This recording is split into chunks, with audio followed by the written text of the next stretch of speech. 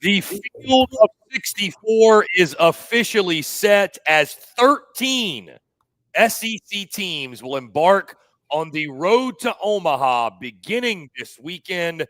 And we are here to break it all down, react to the full bracket as we have officially begun the road to that glorious place in the middle of America. Hello, everyone. I'm Chris Phillips. He's Harrison Fant. This is the Windup, SEC Unfiltered bi-weekly college baseball show. Appreciate each and every single one of you tuning in. As always, make sure you like, subscribe, turn on notifications. Check us out via podcast, where we get your podcast. You can also find us across all social media platforms, as well as our website, secunfiltered.com. And as always, we're powered by our friends over at FanDuel. Visit FanDuel.com/SECU to join today and get started with $250 in bonus bets when you win your first $5 bet. Once again, that's FanDuel.com/SECU to get $250 in bonus bets today. Guys, it is Monday, and the Windup has returned. SEC Unfiltered's bi-weekly college baseball show, the best college baseball show on the internet. But this is not your typical Monday, because it is Selection Monday, and we now officially have the full field. 13 SEC teams will get their opportunity to punch their ticket to Omaha, Nebraska, and the College World Series when everything gets going this weekend. That includes 8 regional hosts and a number of top 8 national seeds as well. Again, we are here reacting to, breaking down everything that is the field and really giving our initial reactions to the full field of 64, and specifically each and every single SEC club and who they'll have to tangle with in the regional round and beyond, as, again, they look to make it to Omaha, Nebraska, and the College World Series. Guys, once again, I am Chris Phillips, joined, as always, by my good friend Harrison Fant. Harrison, first things first, the mustache threw me off, but I like it. It's the postseason. We're switching things up a little bit. Really appreciate you taking the time, man. If you can't tell, I'm absolutely fired up for this show, man. Our biggest show, I would say, to this point in the season. And the fun part is they only get bigger from here on out. What's going on, man? Appreciate you taking the time. Electric intro, Chris. I mean, coming off an electric selection show that I felt they just ran through so fast. The journal was going, like you said, postseason mustache for Memorial Day, the postseason selection Monday, whatever you want to call it. Probably won't stay long. Don't expect to see it in Hoover, or don't expect to see it in Omaha, but excited to break it all down. Initial reactions. I mean, there's a lot of thoughts going around, a lot of, opinions and, ideas, but I mean, we'll get into it. I'm excited to do it with you. Yeah, man, it's going to be a lot of fun. Again, we appreciate each and every single one of you tuning in, those on Facebook, YouTube, X as well. Again, guys, this is what we've been looking forward to, right? It was a long season that flew by, obviously, but long regular season, a lot of weekend series, a lot of non-conference, a lot of midweeks. It finally leads us to this point. And Harrison, once again, 13 SEC teams officially making the postseason. One of those not being the Texas A&M Aggies. We'll talk more about that later in the show, about who didn't get in. But let's first focus, Harrison, on who did. And I want to start. We've got the graphics ready for you guys, so just buckle up and bear with me as I get these pulled up. Harrison, let's first discuss these top 8, which that's not it. That's it. The top 8 national seeds. And again, bear with me. There we go. All right. The top 8 national seeds. If you are listening via podcast, you cannot see on screen. Again, we're pulling up each of these graphics as we go. I want to first start, Harrison, again, Sunday night, we got the 16 regional hosts. We did not get seeds. This morning, for whatever reason, we got the top 4 seeds in alphabetical order, which I don't remember them doing that before, but they did. Either way, we get the full top 8. This is your top 8 national seeds. Number 1, the Vanderbilt Commodores. Number 2, Texas. 3, Arkansas. 4, Auburn. 5, North Carolina. 6, LSU. 7, Georgia. 8, Oregon State. Harrison, let's start at the top. Your thoughts, immediate reaction. Vandy gets the 1 seed over Texas. Yeah, I mean, I'm not surprised. I mean, I wouldn't have been surprised either way, honestly. I think they love, the hot hand. It seems like with Vanderbilt, obviously, I think it kind of gives some balance to with Texas winning the regular season and then Vanderbilt winning the tournament. For me, it just shows that they weigh heavy on the SEC tournament. And honestly, SEC wins in the tournament. We've seen it with now Ole Miss and how much of a jump they made, and Tennessee, how much of a jump from the bubble they made to now hosting. So it doesn't necessarily surprise me. I think the thing that surprised me the most is North Carolina not getting, a top 4 seed, whatever you want to, if that really matters, it doesn't, but obviously I think there's more of a case for Auburn, getting the 4th in North Carolina, even though it looks so dominant with the SEC holding the first 4 slots and 6 of the top 8. But nothing really just surprises me other than that, except for, like I said, 6 of the top 8 SEC. It just means more. I'm not surprised who the top 8 are, Harrison. I am surprised a little bit that they slotted Vandy in the 1 spot. I talked about this yesterday that, I'm not someone, I think the SEC tournament does matter. I don't like the narrative and the notion that it doesn't. That being said, I don't know that it should matter more than the regular season does. And I mean, Texas was the best team in the conference by a pretty wide margin. I mean, they won the regular season by 2 games, and that was with injuries they sustained down the stretch. So I would have probably weighed the regular season more. I understand why they did it. I get it totally. I'm not saying Vandy's undeserving. I would have had Texas as the 1 seed personally.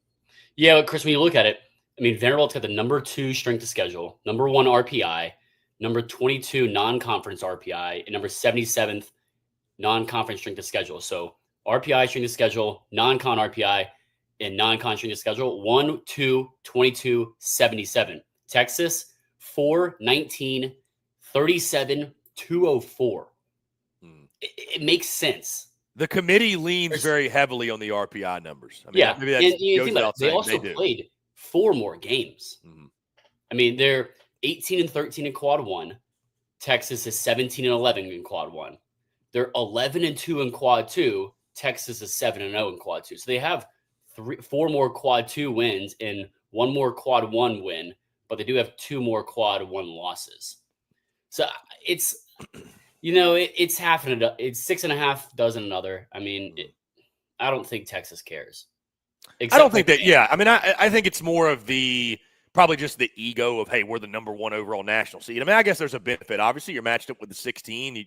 In theory, it's the easiest, quote unquote, easiest path. But yeah, I mean, I don't think Texas obviously cares. I don't know that Vandy would have cared if they were the 2. But the Vandy, I mean, I'll tell you this, Harrison obviously gave them a lot of love for winning the SEC tournament, but shout out to the Vandy boys, because I think back again to when I was in Nashville, end of March or so, watched them get swept by Arkansas. And at that point, the conversation I think you and I were having and many others was, is this team going to be kind of on the fringe of making the postseason now that the number 1 overall national seed?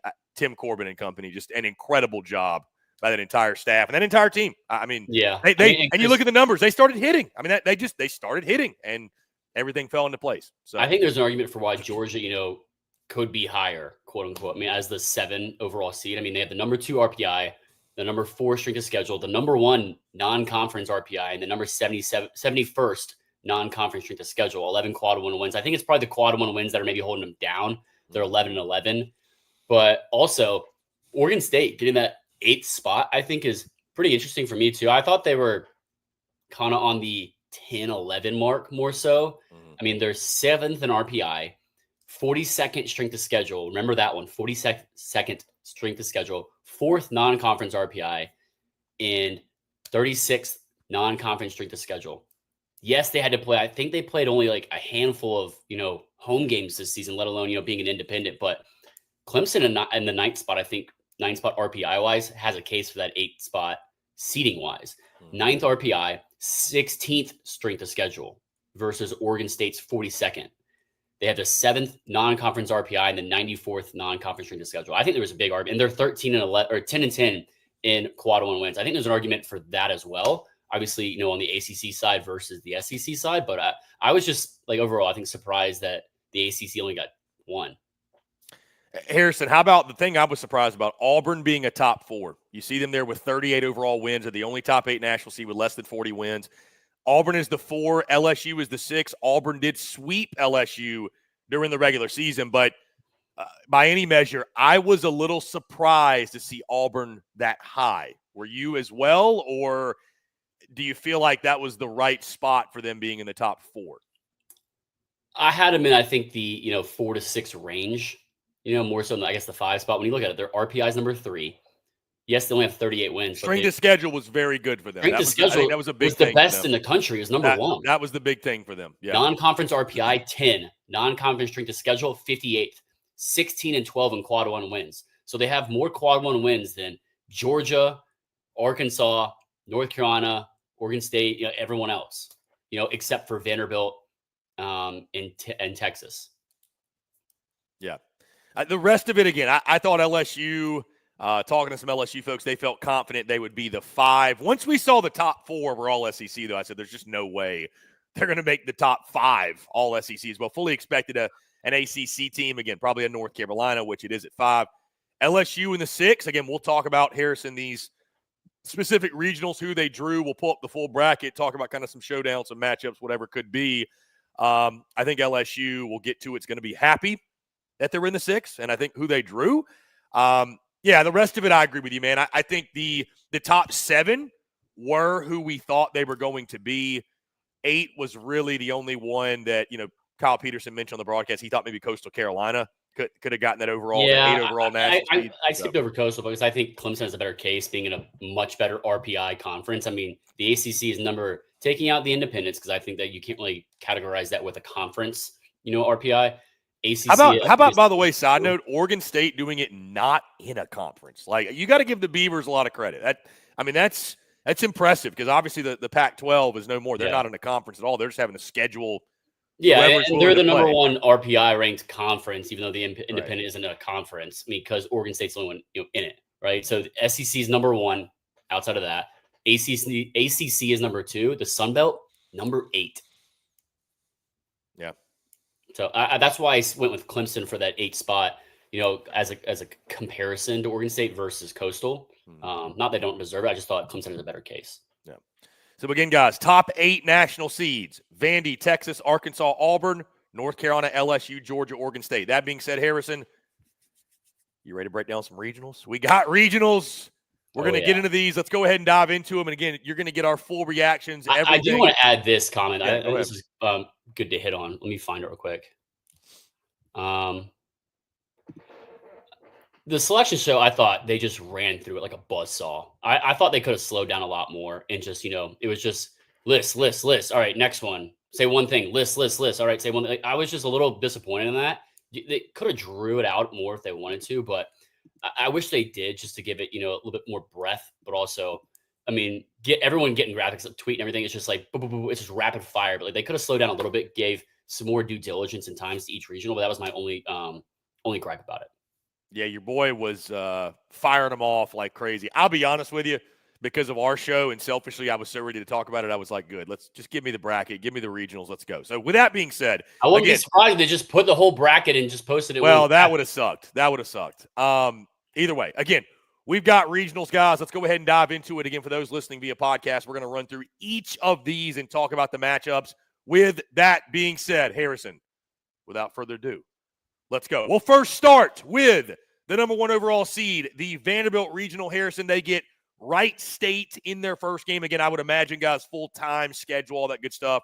If not released later today, will be released in the next 24 hours. I'd probably imagine today we will get the schedule at some point. Either way, you get Wright State in your first game. The rest of the region looks like this, Harrison: East Tennessee State and the Louisville Cardinals out of the ACC, a team that I believe you may or may not have seen firsthand play this season.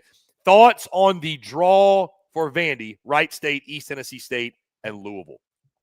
I think it's a tougher draw than people think, honestly. I think Louisville can play a lot better than the record. I think they play to the level of competition more so. And I think they're a sleeper too.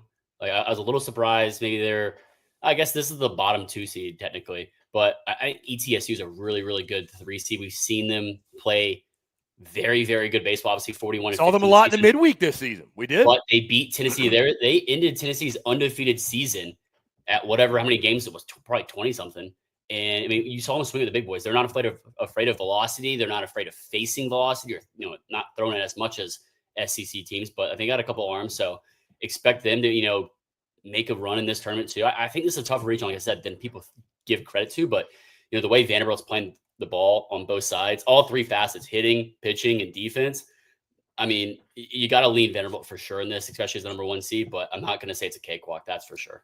No, it's not. I mean, again, I think Wright State's a really tough 4 seed. You mentioned we've seen East Tennessee State, and I'd almost forgotten that they were the one that ended Tennessee's when they were undefeated early in the year. So East Tennessee State won't be intimidated. And obviously, again, Louisville from the ACC and Dan McDonald's one of the best in the game.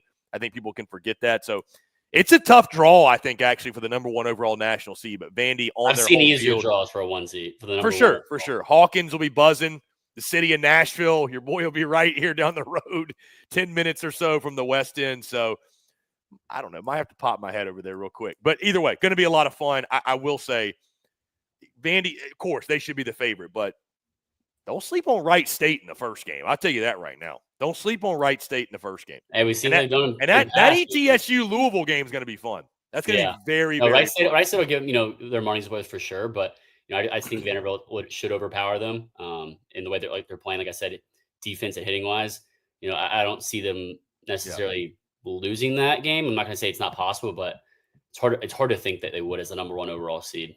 Yeah, Vandy boys are red hot. It'd take a valiant effort to beat them on their home field. And guys, by the way, let me remind you, we will get into full breakdown and predictions on the Thursday show. This is purely just Harrison and I reacting to the brackets. I just want to let you guys know that. Harrison, let's jump over to the regional that Vandy is facing off with, the Hattiesburg Regional. This one of note because the Alabama Crimson Tide will hit the road. The fighting Dave Shoemates, the fighting Cruz Oxen Riders, the fighting Cole Thompsons, and the rest of our Bama gang. The boys are going to head down to the Berg. Southern Miss, the 16 overall national seed. They'll get Columbia in their first game. And Harrison, Alabama taking on Miami. Little SEC, ACC flavor. You love to see it. Thoughts on the regional, thoughts on the draw for Bama. I like this one. I tell you what, for Bama, you knew you were going on the road. This is about as good a draw you could have asked for. Certainly not easy. Hattiesburg will be popping, but manageable. Hey, the Pete's going to be jumping. And hey, guess what? We know who Miami's going to get.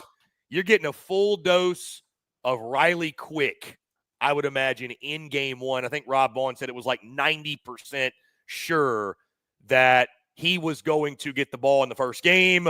Again, Harrison, thoughts on this one? Southern Miss, Columbia, Miami, Alabama going to Hattiesburg. I mean, I think it's a good draw for Alabama. You think? I mean, obviously, I guess this poses the situation that Alabama was the number 17 seed. If, the best 2 seed goes to the worst 1 seed, I guess that's kind of the situation here, which is interesting to see. Especially with Georgia Tech getting left out after, winning the ACC regular season, and how important we say the SEC regular season is compared to the ACC, compared to the tournament, the conference tournament. But when you look at it, I mean, I think Miami's a good team that can play very, very good baseball, but they have not done so at all. The last, 7 games of the season. They went 1-7 the last 7 games, or the last 8 games. So an up and down team that, I think snuck in more so than others. Columbia obviously coming in with some momentum on their end, I think. I like the Wright State team, I think, better than Columbia, honestly, just from a ceiling-wise perspective. But I think this is a deep regional sense that I don't think Southern Miss is as strong as other, hosts being a 16 seed, but also Alabama being around that cusp of hosting. And depending on what version of Miami you get, can be a tough regional for sure. So I don't think there's a clear-cut, front runner in this regional. We need Alabama to beat Miami's ass. That's all I'm saying. The SEC-ACC rivalry lives on. We need the Crimson Tide. It just means less, and we need Bama to prove that. This one, again, is going to be a lot of fun because talking to folks down there, again, our guy Dave Shoemate has family, I believe, that lives in Hattiesburg. He may or may not be there this weekend. He's looking for a babysitter already. Yeah, it's a bit of a – I don't know from the Bama perspective it is, but for Southern Miss, it'll be a little bit personal, especially if they get Bama in that Saturday night matchup. That one will feed I think families. Bama would travel really well to that, honestly, too. Oh, yeah. I think that's part of the season as well. But I'll tell you what, I mean – yeah, Bama will travel very if we get Southern Miss, Alabama, the Pete's going to be packed. It's going to be but I'll say Bama will travel well, but I think Southern Miss fans are going to pack the Pete out. They're not going to let. I've been there for a Southern Miss Ole Miss game. Yeah, electric environment, little kind of has a feeling of of Nashville and Hawkins Stadium, just because it's kind of very compact and you're on top of the field, but beautiful mid-major ballpark. Beautiful. Yeah. It'll be a lot of fun. Again, like Bama's draw, but the Pete will be jumping, so it will be a difficult place to go in and advance to a super. And again, Harrison, by the way, we should mention the 116 matched up. We could potentially get a showdown, a rematch of Bama going back to Hawkins Field and taking on Vandy, if it worked out that way, potentially. So, interesting. Harrison, let's keep it moving. Let's go to the Tallahassee Regional, where Florida State will host Bethune-Cookman, Mississippi State. The Dogs going back on the road.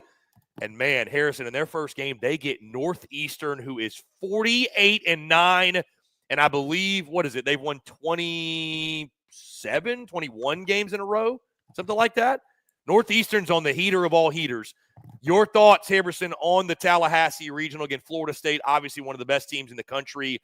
But do not let the Dogs get hot. Wait, it's too late. The Dogs are hot. They're going to come into Tallahassee looking to punch their ticket to the Supers. This one's a tough one, though. I mean, Bethune-Cookman, I think Florida State should be able to handle, but Mississippi State getting a red-hot Northeastern team, I'm very intrigued by that first game for them and just this regional as a whole. Yeah, they have won 27 straight games, Northeastern has. You can't be hotter than that, can you? Well, I mean, if you think about it, before that, I think they had one on a 10-game heater. They've lost one game since March 22nd. And it was April 6th, a Sunday game. But have they seen a Pico Con? They have not seen a Pico Con. Have they seen a Jamie Arnold? They have not seen a Jamie Arnold. No. I think the best team that they've played en route to this point is probably Kansas State, where they took 2 in a double midweek, 11-4 and 5-3, April 15th and 16th. So, they can play the big boys and swing it. I mean, they played Central Connecticut, who's also in the field. They played some good competition like College of Charleston and UNCW, who aren't in the field, though, obviously.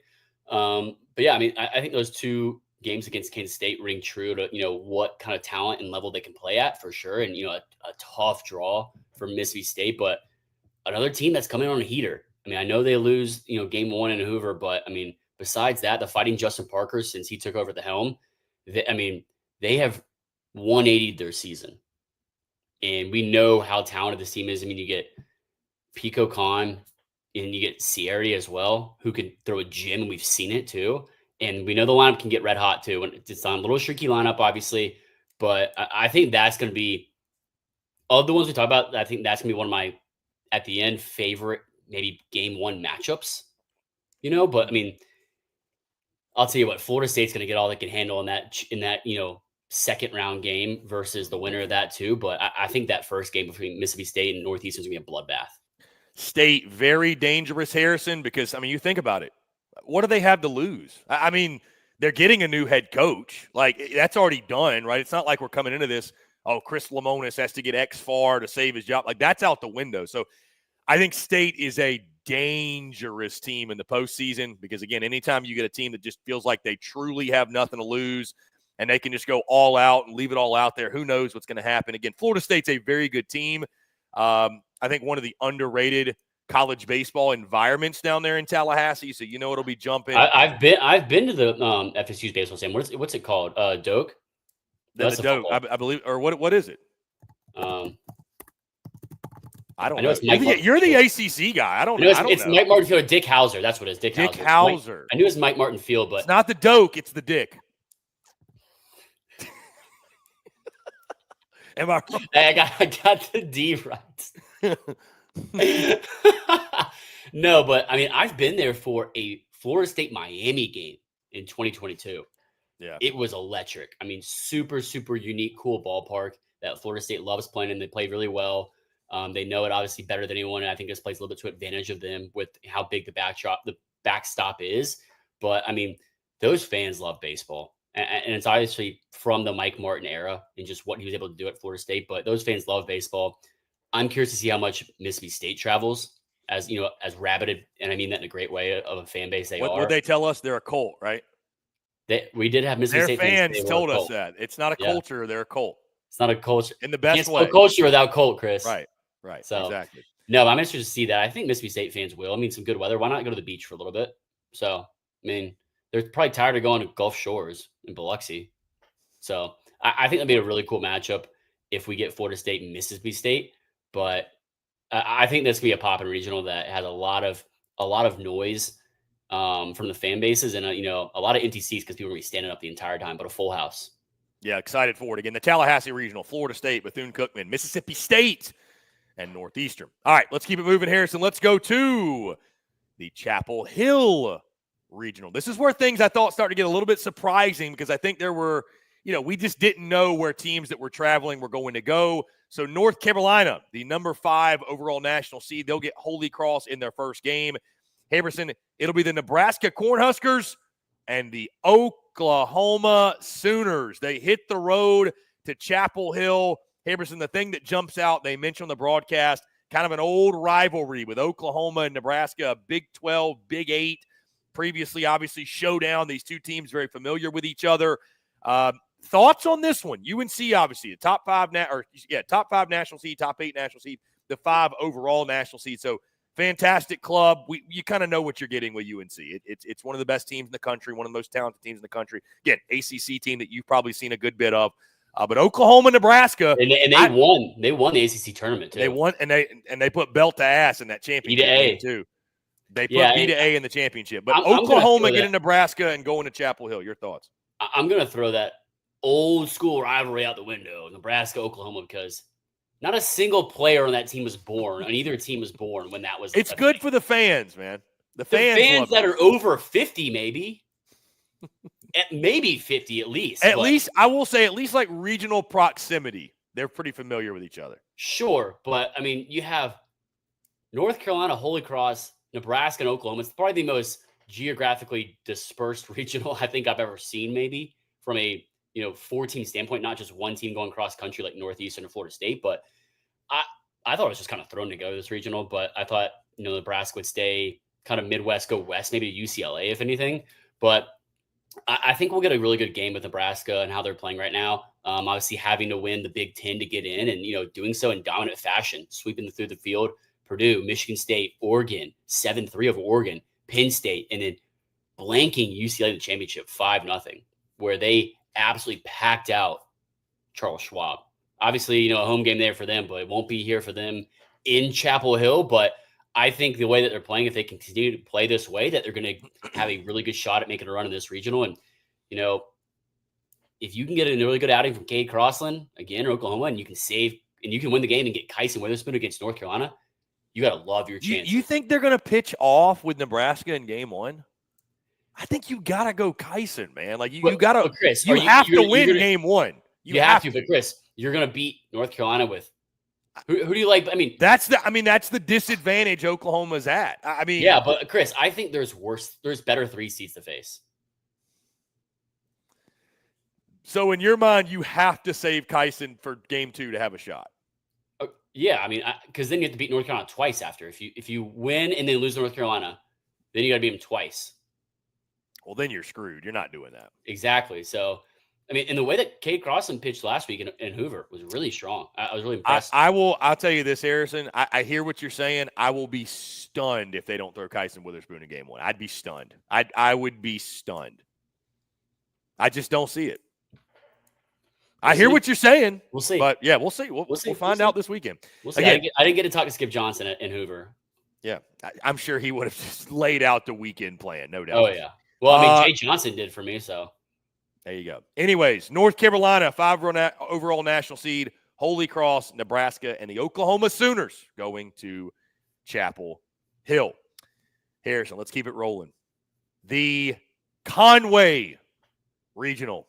The 13 overall seed, Coastal Carolina.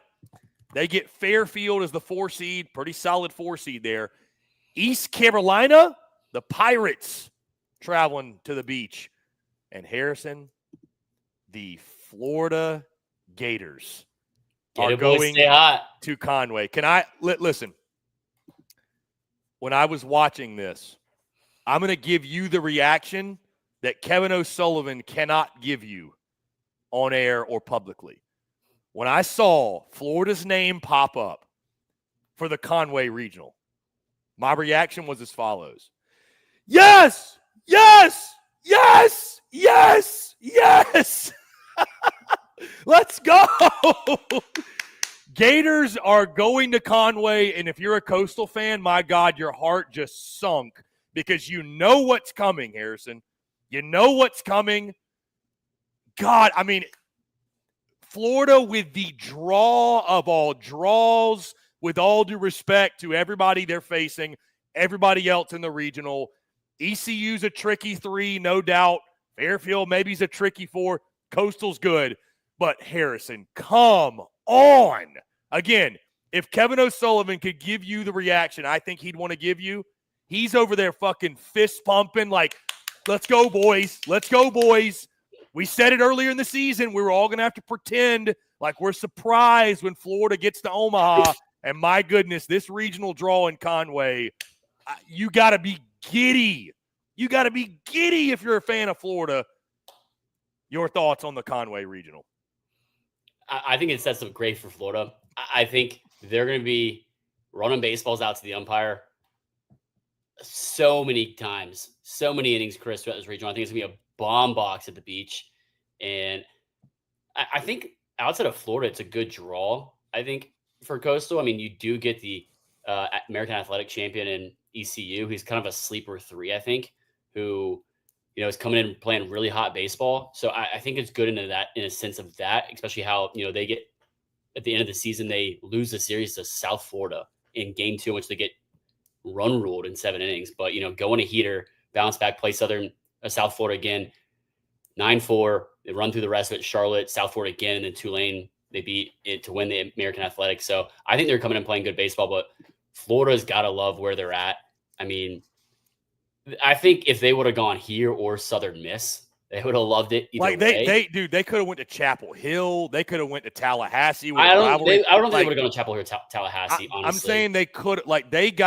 You got to feel great about the draw you got. You do. I mean, you got to, man. Like, dude, you're going to trot out Liam Peterson, Pierce Capala, and Aiden King against these teams. All due respect, there's no guarantees in this game, but man, it could have been a lot more difficult. That's all we're saying. Let me pull up who else I think they could have gone. Let me see. Who's the fourth? There's only a few others. I mean, the SEC had half of the hosts. So yeah, and they wouldn't have put them out west. Yeah, but they wouldn't have put them below a 10, like higher than a 10. Yeah, so maybe this is where they were just going. I think it was here or with how neck and neck they were with Alabama. And hey, you know why they're going here? Credit to Florida for the way they played down the stretch and getting themselves off the 3 seed line and on the 2 seed line. I mean, that's the biggest reason. They would be going to Chapel Hill if they would have continued to kind of scuffle down the stretch. But hey, I mean, they're the first team in NCAA history since I think the new format started in 1999 to start 2-10 or worse in conference play in the season and make the postseason.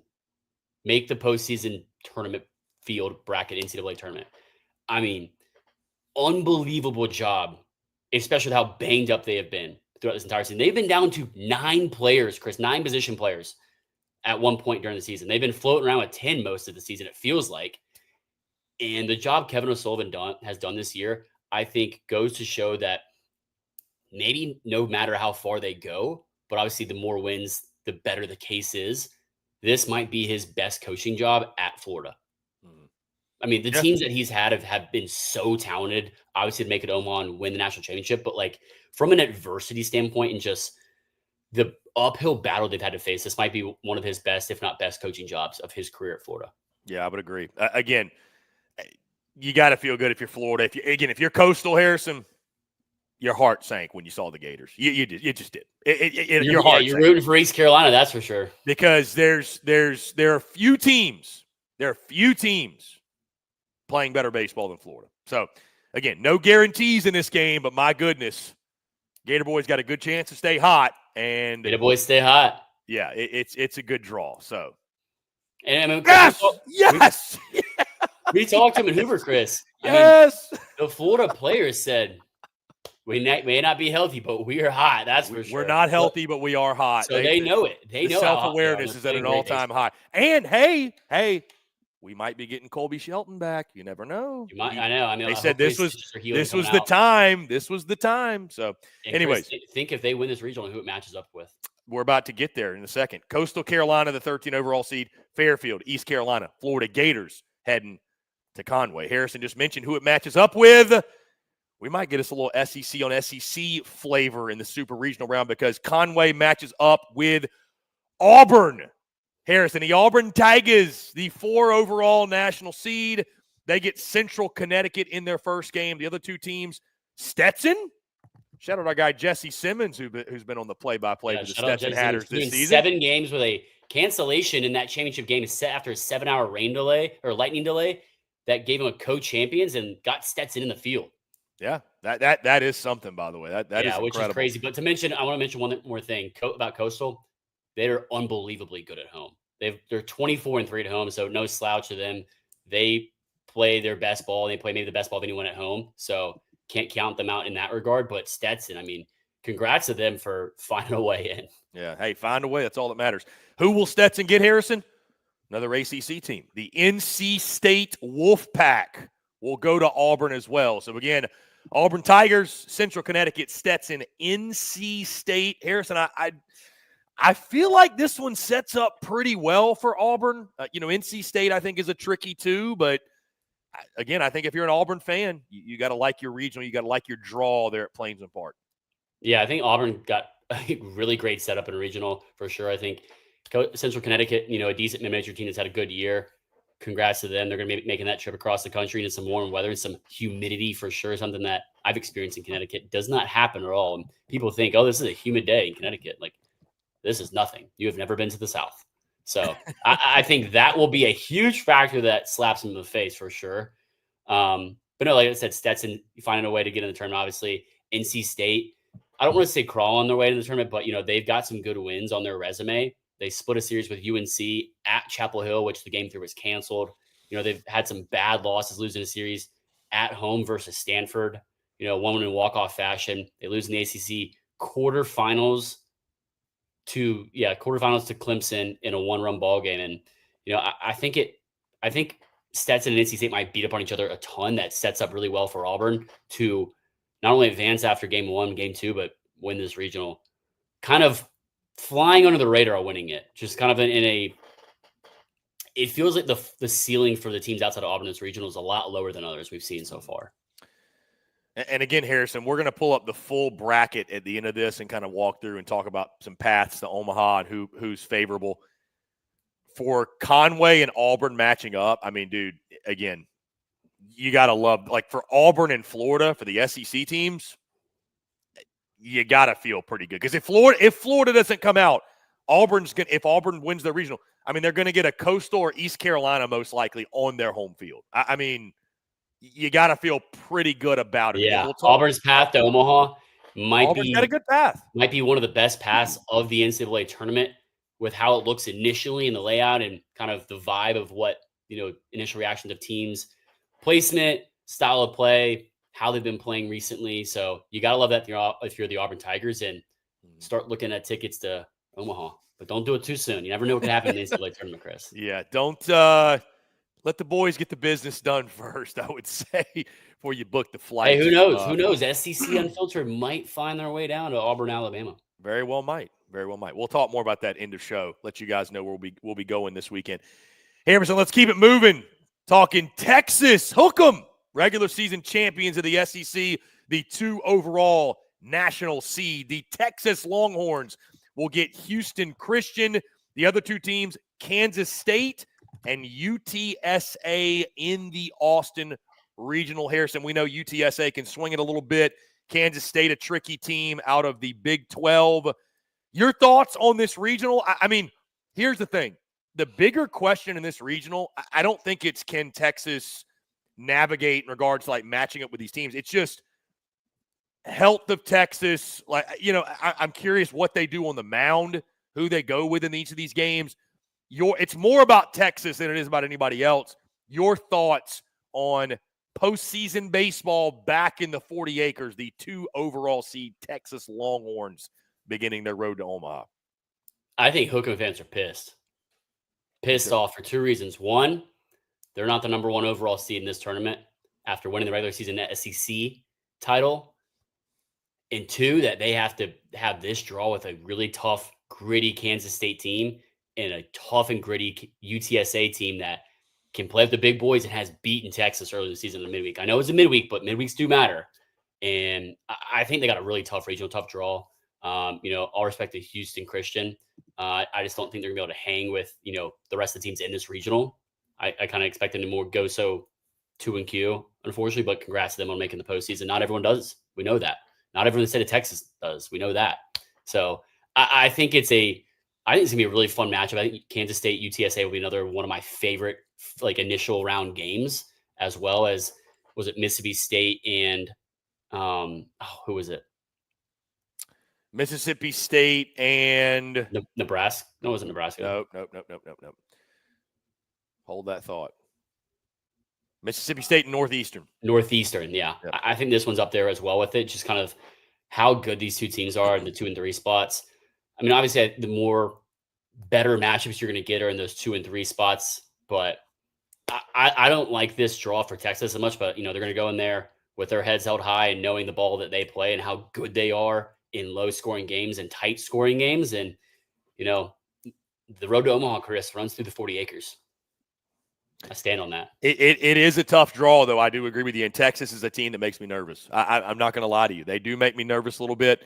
I know that fan base, though, going to show up short. It's going to be a raucous environment, especially if you do get that Texas-UTSA rematch on what I would assume would be Saturday night. Would be a lot of fun. UTSA, though, like you mentioned, beat them in the midweek early in the year. This is not a midweek game, but like you said, midweeks do matter. UTSA will come in this thing. They will not be intimidated. And Kansas State, like you mentioned, a gritty team as well. So I'm really this is the Max Wiener regional. What does Max Wiener do on the mound? What do they do with the pitching staff? I think because I don't think all of a sudden Texas is going to start scoring 10 runs a game. They've got to pitch well. UTSA can really swing it, like you mentioned. Kansas State really scrappy. So I think this is the Max Wiener regional. And if Texas makes a run to Omaha, we're going to look back. It's going to be just like this season. It's going to be what Max Wiener did with the pitching staff, how he's able to navigate this thing, who gets the ball when. Again, because it's not as clear a path with no Jared Spencer as we've taught for many weeks now. So, again. And Chris, the biggest thing, too, the big reason why I say the road to Omaha runs through the 40 acres, because if they win this and host a super, which they would host, UCLA, if they make it out, UCLA, UC Irvine, Arizona State, or Fresno State, which we're about to talk about, you got to love that draw of any of those teams. Yeah, that'd be a really interesting matchup. By the way, did you notice they called him Cade Ballou on the broadcast today? So thought that was interesting. It's Max Ballou. Cade Ballou plays at Auburn. Cade Ballou plays at Auburn. Wrong Ballou. Got the wrong Ballou. All right, let's keep it moving. Again, Texas and the Austin Regional getting Houston Christian, Kansas State, and UTSA. Harrison, before we go any further, let's go ahead and knock it out. Talk about our friends over at FanDuel, because as always, we're brought to you by our friends at FanDuel. The wait is over. Baseball season's finally here, and you can start the season strong on FanDuel, America's #1 sportsbook, because right now, FanDuel is celebrating the return of baseball by giving new customers $250 in bonus bets if your first $5 bet wins. FanDuel's got so many ways for you to get in on the action, from hits to steals to home runs. They got a lineup filled with all your favorite bets, or if pitching's more your thing, FanDuel's got a deep bullpen of bets from strikeouts to shutout innings. So when you place your first bet, it can be almost anything, and if it hits, you'll get $250 in bonus bets. And guys, make sure you're placing your bets, because they're going to have lines for every single one of these games. They'll have odds. Who makes it to Omaha, College World Series winners. We're going to be posting all of them. I'm going to be dropping picks. Who knows? Maybe Harrison will be dropping picks. We'll see.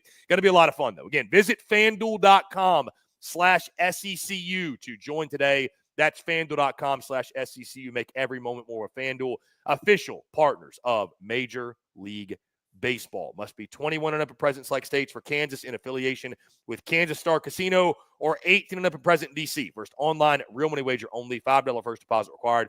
Bonus issued is non-withdrawable bonus bets, which expire 7 days after receipt. Restrictions applies. Terms at sportsbook.fanduel.com. Gambling problem? Call 1-800-GAMBLER, or visit fanduel.com/RG. Call 1-888-789-7777, or visit ccpg.org/chat in Connecticut, or visit mdgamblinghelp.org in Maryland. Hope is here.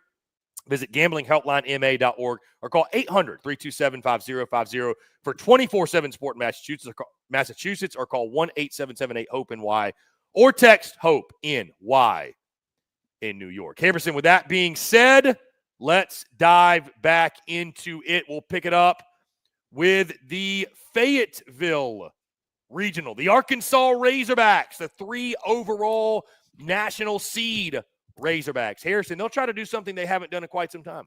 Let's get out of their own regional, because the last 2 years they haven't been able to do it. They draw North Dakota State, the Creighton Blue Jays, and the Kansas Jayhawks, who have been one of the best stories of the college baseball season.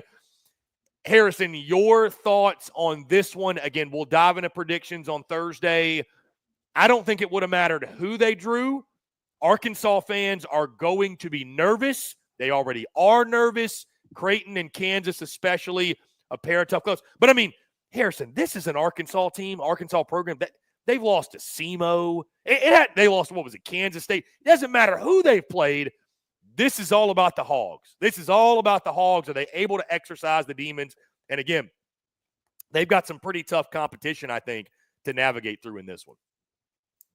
Yeah, I think it'll be a good draw. I think for Arkansas in some ways, I think there's more talented 2 seeds than Kansas. No disrespect to them. I think they have had a phenomenal year. I think they, can make some buzz in this regional for sure, but you're going to have to go up against, which we both think the most complete team in college baseball, in the Arkansas Razorbacks, at Fayetteville, in Baum Walker, in front of the hog pen. I don't think they've experienced something like that this season. They've played, look at their schedule. I think the toughest venue they've probably played at, TCU, Nebraska, West Virginia, maybe. I don't think any of them compare to what Baum Walker is going to look like in the postseason, let alone the regular season. But I think Kansas is going to make, some noise in this regional too. I think this matchup with Creighton will be fun to watch. I'm not really sure which side I like better yet. Obviously, don't have to, decide that yet, but I think it could be worse for Arkansas. I don't think there's as much concern this year as there has been other years, just because of with how deep this lineup is and how well they play at home. Obviously, I think there's, a little bit of thought in the back of the head in regards to, getting out of your own regional, but it'll be more the fans than the team. I think that's the biggest benefit for Arkansas. 100%. The biggest benefit for Arkansas is, like, this is a brand new team. It's not like the whole team's back from last year, and I don't think they're carrying that weight necessarily.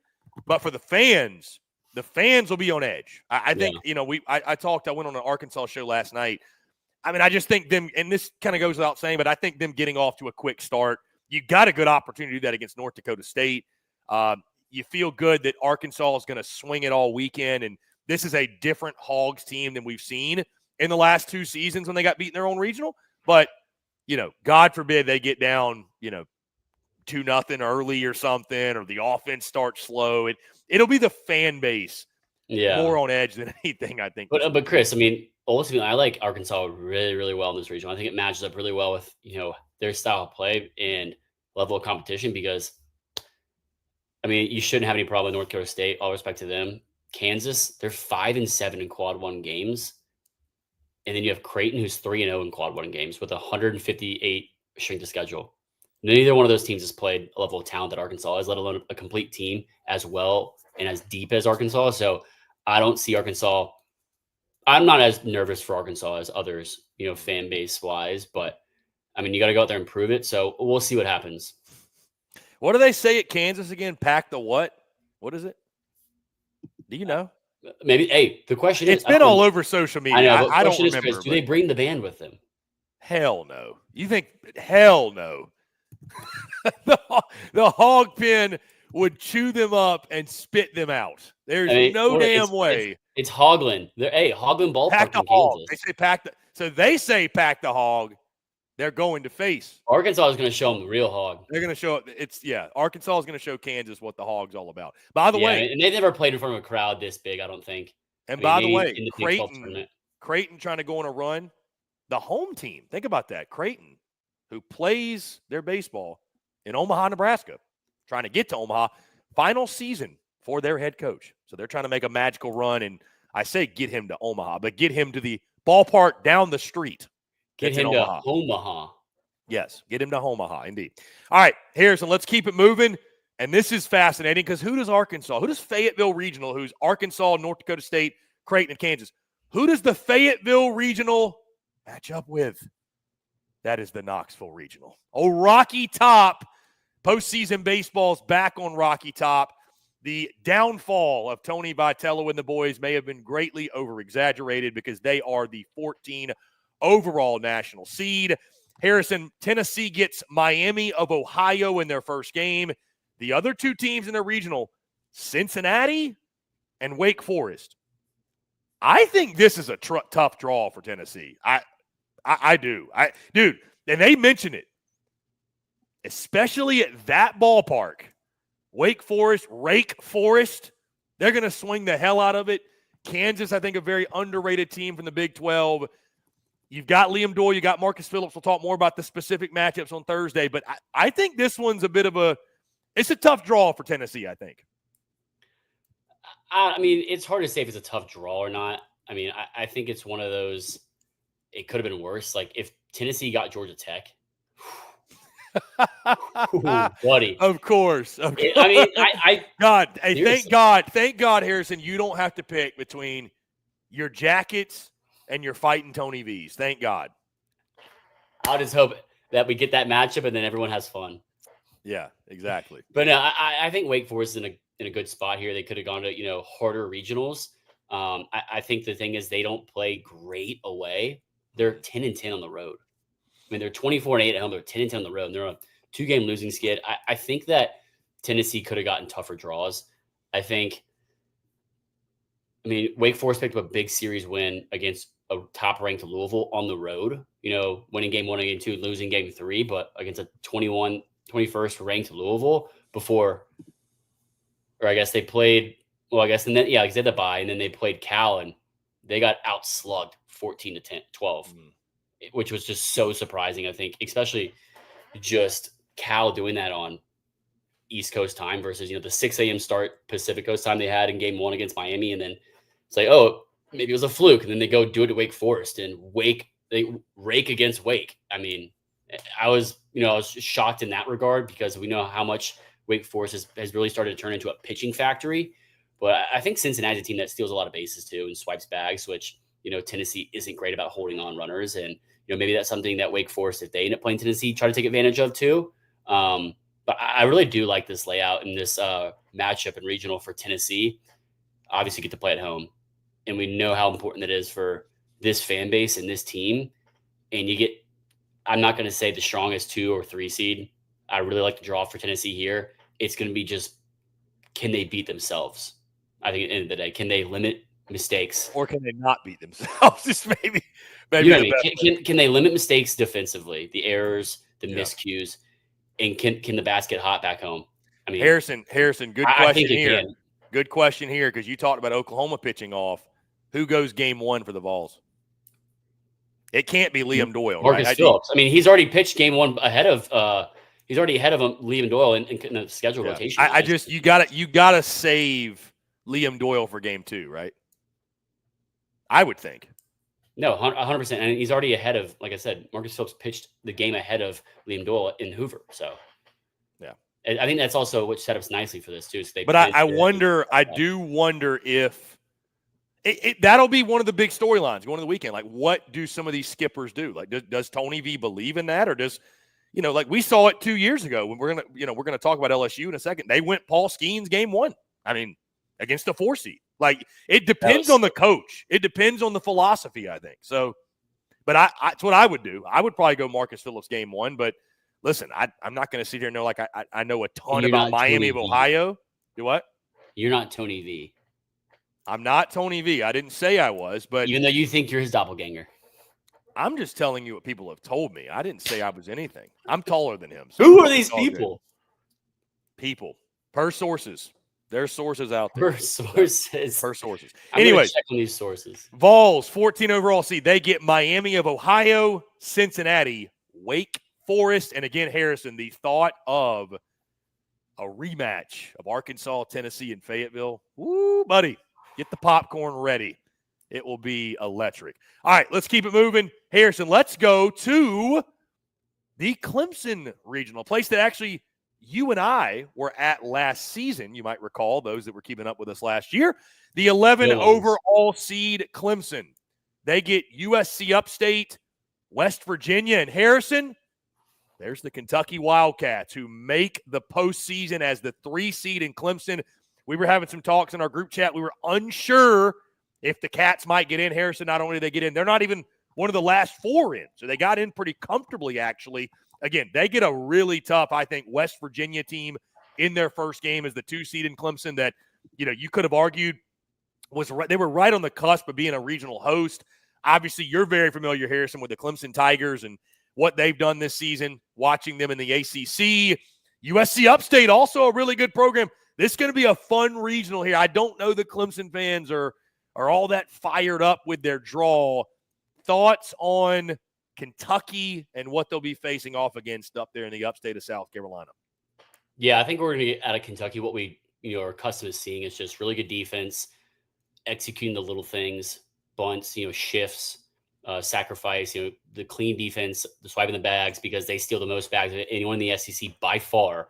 So they're going to put that to the test here and put pressure on a lot of opposing pitchers and teams in this regional. And I think West Virginia is a really good 2 seed that Clemson is going to have to face if, it comes to that point. And I know West Virginia went on a slide the last, week and a half, or I guess 2 weeks of the season. They lose 5 of the last 6 and 7 of the last 8. But they're playing really good competition. 3 postseason teams in Kansas State, Kansas, 4 Cincinnati and Arizona. Cincinnati, of which they win. Kansas State, they lose the series 2-1. But when you look at it, West Virginia is probably one of the best teams in the country on the road, Chris. One of the best on the road. 23-5. We talked about Wake Forest, 10-10 on the road, and they're a 2 seed. West Virginia is 23-5 on the road. They love playing on the road. They have a better record on the road than they do at home. They're 17-7 at home.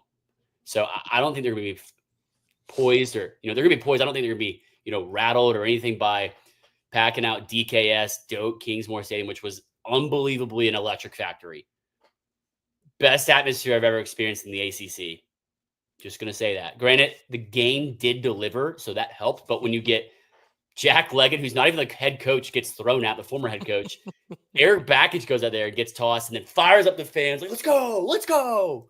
Everyone gets hyped up, and then Clemson goes in this Did he not take his? Am I imagining? No, that was the Bananas game. I was like, did he not take his shirt off? But that was the Bananas game. But yeah, he was pumping up the crowd. Yeah. And then Cam Canarella makes these unbelievable, just hits a bomb, circus huge catches. Bomb in the game.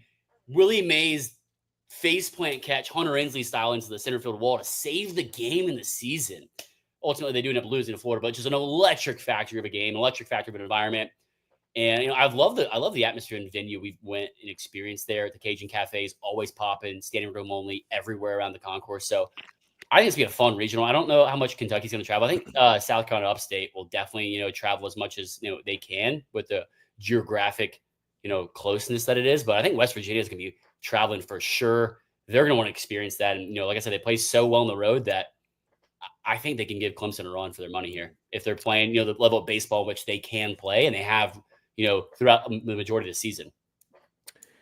Yeah, I think it's going to be tough for Kentucky to navigate their way through this one. But again, the Cats have had a way of surprising us, with Ben Cleaver and Nick McKay and that pitching staff. I mean, we know, right? I mean, nobody enjoys playing Kentucky. What worries me for West Virginia is their record in Quad 1 games. And I'm not trying to lean on that too much, but I think is a good indicator of, postseason baseball against teams that are, really good. I mean, Kentucky's played by far a lot more just being the SEC. They're 8-19 in Quad 1 games, which is crazy. They got in with an 8-19 Quad 1 record, but their strength of schedule of 8 really helps them compared to their 38 RPI. But like I said, West Virginia 5-8 in Quad 1 games, but they love playing on the road. And postseason is a different season, Chris. I mean, I've heard it from I've heard it from national championship title winning players that postseason's a new season.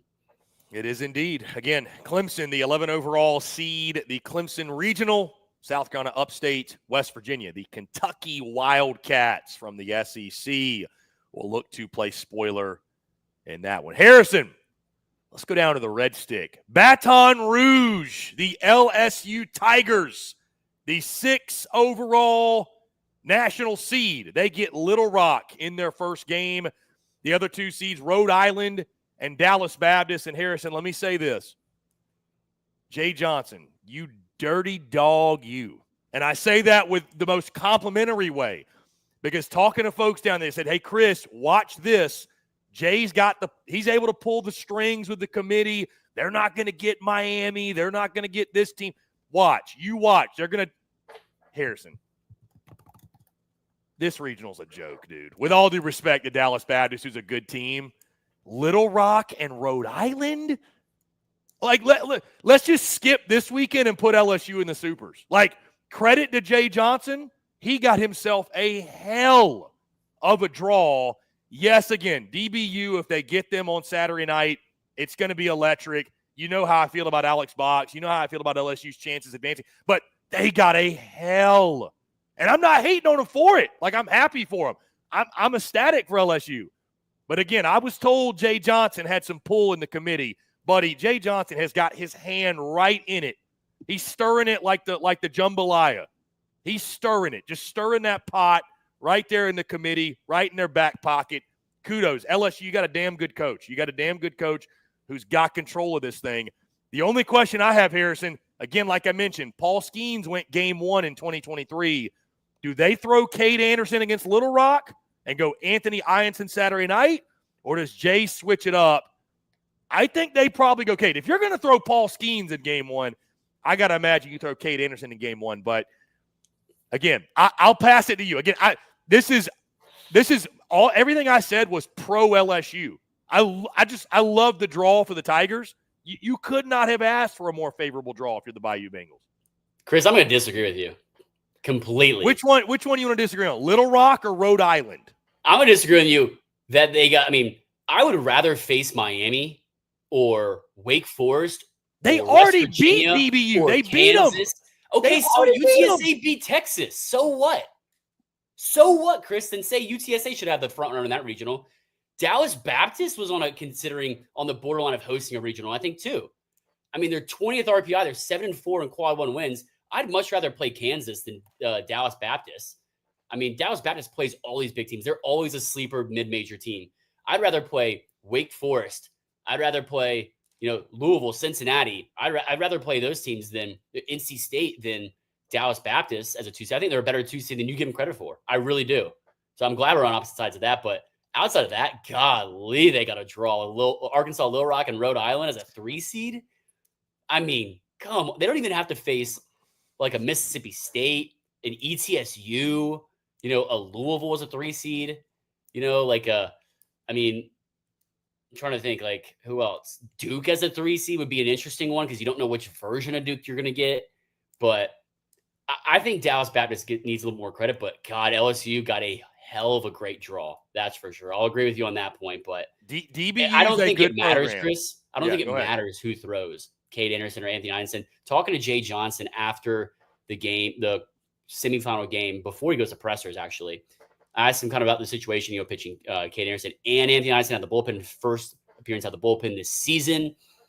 He said, we had both of them on pitch counts, and talking to, some of the player parents too, that were in the loop on things. Both Cade Anderson and Anthony Ianson were on pitch counts. I mean, Cade's was 50. They went a little bit over that, but it felt like it was no high leverage pitching really. So that's, I guess, part of the reason why. I think he went about 71, but he said it gives us the flexibility next week in a regional on a Friday to do with what we want. We don't know what's going to pay out, but I want to get both of those guys to their pitch count and get their innings in, keep them on rhythm and everything. And they did just that. It sets them up perfectly to go either way. I don't think it matters which way they go. That's what's the benefit of LSU this year. It doesn't matter which way they go. It's not like you're going Paul Skeens, and I can't remember who the 2 pitcher was. That's the biggest difference. Paul Skeens, 2 pitcher. Anthony Ianson, maybe Cade Anderson. They got a pair of ones. Yeah, I mean, they're the only team in Division I baseball with 2 starting pitchers at over 120 strikeouts this season. They got a pair of ones, Chris. I'd said it plenty of times this season. They have the best 1-2 punch on the mound in the country. Yeah, I stand on that business, and that's why they're playing the box, Chris. Yeah, just Yeah, that's why I think they're going to keep it. As long as the hitting doesn't go absolutely AWOL and just disappears, ghost. I mean, see the Supers, LSU. Can't wait. Hope to see Omaha. Hope to see that Bengal bus in Omaha. Yeah, and that's why I think, again, they're going to stick with their normal weekend rotation. I'd be shocked if Jay switched it up. And, LSU fans, we ain't got to tell them. The bigger question will be the hitting. And we'll talk about that later this week, obviously, and throughout the week. But it'll be swinging the sticks. It'll be the bats. Are they able to swing it at a high enough rate? But I think they're going to go with the normal weekend rotation. Again, in Baton Rouge. Again, this is I say it with love. We obviously have nothing but love for LSU. I think LSU fans would agree. DBU's a good 2 seed. Do not get me wrong. This is a regional field handpicked by Jay Johnson himself. There's just no question in my mind. There's just no question. And you know what I can't wait for? I say I can't wait for. I'm not going to be there. But my God, the tailgating this weekend, just the smells in the air of – I got invited back, Chris. Of bourbon and crawfish and, oh, God. Y'all do it up for me this weekend. I'm going to have FOMO. All right, again, LSU Harrison, 6 overall seed, Baton Rouge Regional, LSU Little Rock, Rhode Island, Dallas Baptist. Harrison, let's keep it moving. Let's go to the Athens Regional. Them dogs are a top 8 national seed, the 7 overall seed. They get Binghamton in their first game.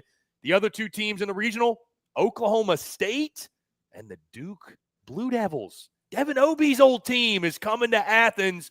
Harrison, there's going to be a lot of balls leaving the yard. The trees will be well fed, I think, this weekend. Your thoughts on what Georgia got in their regional? I mean, I think Wes Johnson has hand that pot just from his time at OSU with Jay Johnson. I mean, stirring that pot. I'm telling you, I think they got a great draw too. Just Oklahoma State, a team that was a bubble team, 28-23 that I think snuck in the tournament. Duke, like I said, a team that, you don't know what level of competition they're going to play at. They've played great baseball this season. They've also struggled to start the season, Chris. Your Omaha sleeper of Duke and Mississippi State are in the field, Chris. You still have shots at both of them, but just you don't know what. I don't think I want Duke now. I don't want Duke now. But I think this regional sets up great for Georgia, especially playing at home. I think they have to play at home here and through the rest of the season as much as they can to get to Omaha. The way that they pitch at home, the way that they feed the trees even more. Not that it's a rabid fan base like Alex Box, because it never will be. I will stand on that. Foley Field will never be Alex Box or come close. For all you LSU fans in the chat, you know who you are. No, I don't think anyone's really going to come close except for Arkansas, but I still think the Box has it. Granted, have not been to either one of them yet. I've been to Foley. I've been to a postseason game to Foley. I was surprised how many fans there were there, but there still wasn't that many fans there. So I think they pack it up more this year for sure, building momentum throughout the program for Georgia and what Wes Johnson's done there in such a short amount of time. But I think they got a great draw here, and, they're going to get kind of some feisty, 2 or 3 seed, whoever it is, Oklahoma State and Duke, but I just don't think they're going to be able to hang with Georgia's offense as much. But it's all going to come down to Georgia's pitching and, something that they have really improved on the past few weeks and, compared to the first half of the season as a whole. Yeah, Harrison, I like the draw for Georgia as well. I do think Duke, who, again, ACC team that you've seen, a tricky 2, no doubt, but it's Georgia at home, man. We'll talk more and give our predictions Thursday, but, man, you got to like the dogs at Foley Field. What they do on the mound, I think, will be interesting. Getting Binghamton in the first game. How does Wes Johnson? I mean, there's few better. He's one of the best pitching minds in college baseball. So he'll have them right in that regard, but who they throw, I think, will be the big storyline here. But it's a good draw for Georgia. Again, you get Binghamton your first game, Oklahoma State, Duke as well in the Athens Regional. That one's going to be a lot of fun. Harrison, the final regional for the SEC. The Oxford Regional. Postseason baseball is back at Swayze. Beer showers this weekend, all weekend long down there in the SIP. 10 overall seed Ole Miss. You mentioned, Harrison, a team that they were sitting right on the cut line, if you will, of are they going to, be a host? Are they not? They used the SEC tournament to absolutely skyrocket their standing and get to this position. The Oxford Regional will host, of course, the Ole Miss Rebels. They'll get Murray State in their first game. the Western Kentucky Hilltoppers, and who's that there at the 2 seed? The Georgia Tech Yellow Jackets of the ACC, the Fighting Harrison fans who are pissed off because they're not hosting a regional will go on the road to Oxford, Mississippi. Harrison, your thoughts. I know your heart's going to be torn this weekend in Oxford. Hottie Toddy looking to punch their ticket to the Supers. Thoughts on this one? Sorry, I was doing my Georgia Tech reaction when they got announced. Yeah, they didn't have much. They were kind of stone cold there. I feel stone cold. Kyle Odis in the front. Yeah, they were pissed. They were very pissed. They said, "All right, bet." That's what first they said. time. What'd you say? All first right, time a bet. regular season ACC champion has not hosted a regional since the format.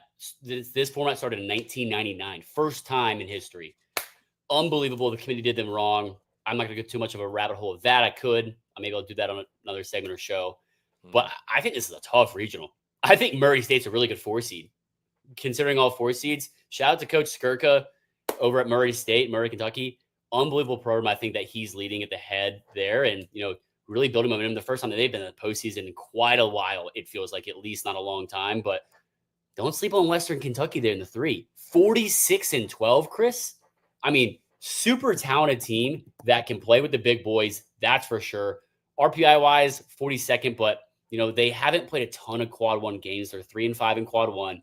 The strength of schedule is really bad at 185, like horrendously bad at 185. But the non-conference RPI 47. They played a lot of good non-conference games. They're a super talented team that can play with the big boys. They've beaten Kentucky 6-4 to midweek. I mean, they've beaten really good teams. They lost a 1-run ball game to Louisville and Vanderbilt. They took 2 or 3 from Dallas Baptist. I mean, they've played some really tough teams, I think, and they're going to give them hell in this tournament too. And they swept La Tech. They took 2 or 3 from, or I guess 3 or 4 throughout the season against Jacksonville State. They're a really, really good 3 seed. I think that is playing great baseball, but Georgia Tech's going on a mission, Chris. They're going on a mission in Oxford. Georgia Tech's goal, I think, in this regional, other than winning it, is making sure that they sell as little beer as possible. And when you have the pitching staff that I think they have, and Brady Jones and Tate McKee, and did I remind you, Chris, national semifinalist pitcher of the year, Mason Patel, in the bullpen? I mean, it sounds like Harrison's making his pick. The Jackets are pulling the upset. I think Georgia Tech, Ole Miss is going to be such a fun game to watch for anybody. I really do, Chris. I mean this in an unbiased way. I think it's going to be such a fun game to watch because you're going to get Hunter Elliott. You should get Hunter Elliott versus, I don't know if they're going to do Brady Jones or Tate McKee. Probably Brady Jones, but you're going to get Mason Patel, I think, as well. And it's going to be such a fun game to watch to see kind of which offense takes advantage of things and, which pitching staff holds down the fort. I think it's going to be such a fun game to watch from an unbiased standpoint. Obviously, having, connections with both, I think is going to be on the edge of my seat. But I think Western Kentucky is a sleeper in this regional that makes some noise in a loud way. But like I said, I think Murray State's one of my favorite and the best 4 seeds in this tournament. And, someone that I don't think you can, fly over the radar on them as much as, other 4 seeds in here. But I think this is maybe one of the deeper regionals overall. Yeah, this one's going to be fun. Like you mentioned, I think if we do get Ole Miss, Georgia Tech on Saturday in Oxford, that's going to be a really little SEC, ACC flavor. Again, really fun showdown. You mentioned Western Kentucky, 46-game winner, and Murray State winning 39 games. Yeah. Shout out to Dan Skirk on the board. There's few 4 seeds out there with 39 wins, by the way. So, and they play against, I think I don't have the schedule. Let me pull the schedule up. Yeah, it'll be rowdy. It's going to be a rowdy weekend. I think Murray State's played some good competition too. Let me see. I mean, I know they're in the NBC. I'll tell you this, man. On a side note, I am so glad postseason baseball is back at Swayze. I'm so glad. I'm so happy. Yeah. I mean, I talked to Hunter Elliott after his phenomenal start in Hoover and said, what does this run, I think, in Hoover mean? And what does, the potential to play back at Swayze in the postseason mean for you and for the fans? He said, it means everything. It means everything to us. It means so much to the fans. And, they play great at home. He goes, I can't remember the record, but I feel like we play really well at home. Obviously, Swayze's going to be jumping. And I think that's true for a lot of teams, but I think that means a lot to Ole Miss for sure. But I mean, Murray State, like I said, they beat Kentucky in a midweek 5-4. So they can play with some big boys. They lost to Ole Miss 8-7, Chris, early in the season, March 5th. So a little rematch action, a little bad taste in their mouth, Murray State being that close to beating them. So expect them to go on a run, Chris. They won the Missouri Valley Conference on a heater, Chris, on a heater. So shout out to the Racers. Give them hell at Ole Miss. I just can't wait to make you make a pick on this regional on Thursday. Well, Chris, I think I would have I would have loved, but hated.